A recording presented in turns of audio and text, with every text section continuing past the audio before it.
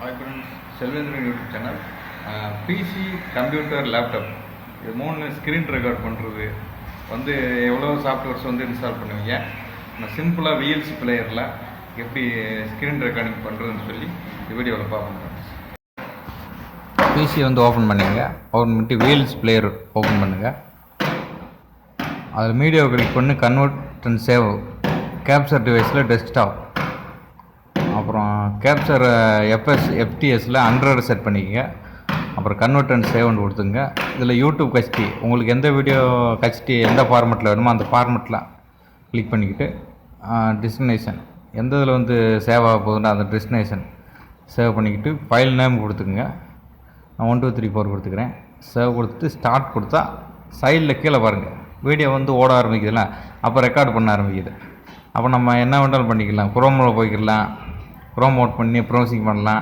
இதுக்கப்புறம் அப்படியே ரெக்கார்ட் ஆகும் ஃப்ரெண்ட்ஸ். இது சிம்பிள் ஸ்டெப்ஸ் தான் ஸ்க்ரீன் ரெக்கார்டிங் பண்ண. Thank you friends.